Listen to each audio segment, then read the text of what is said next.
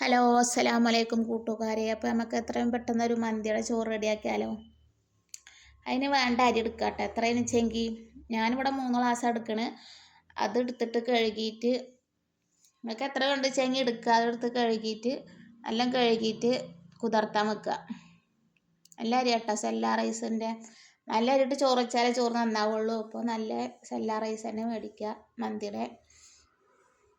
എന്നിട്ട് നല്ലോണം കഴുകിയിട്ട് വെള്ളം മാറ്റിയിട്ട് പിന്നെ നല്ല വെള്ളം ഒഴിച്ചിട്ട് കുതിരാൻ വെക്കുക. ഒരു 3/4 മണിക്കൂറിന് ശേഷം വെള്ളം വാരാൻ വെക്കണം. അപ്പത്തിന് നമ്മൾ ചെമ്പട്ടിയിൽ വെള്ളം വെച്ചിട്ട് അതിലേക്ക് വേണ്ട സാധനങ്ങൾ പട്ട, ഗ്രാമ്പു, ഏലക്ക, ബേ ലീഫ്, ഉണക്കനെല്ലിക്ക, പിന്നെ മാഗി ക്യൂബൊക്കെ ഇട്ട് പാകത്തിന് ഉപ്പിട്ട് ഒരു സൺഫ്ലവർ ഓയിലൊക്കെ ഒഴിക്കുക. അതിലേക്ക് വേണ്ട സാധനങ്ങൾ. ഉപ്പ് ഇല്ലെങ്കിൽ പിന്നെ ഒന്ന് നോക്കണം കേട്ടോ. പിന്നെ വാരാൻ വെച്ച അരി എടുത്തിട്ട് വെള്ളം തിളച്ചാൽ അതിലേക്ക് ഇടുക. ഒരു 10 മിനിറ്റ് തിളച്ചാൽ ഒരു 80% വേവാവും.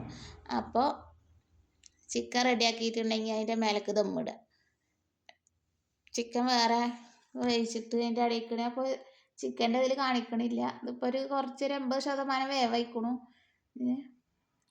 വാറ്റിയിട്ട് വാർത്തിട്ട് പിന്നെ ചെമ്പടിയിലെ അടിയിൽ ചിക്കൻ പരത്തി വെച്ചിട്ട് അതിൻ്റെ മേലെ ചോറിടുക.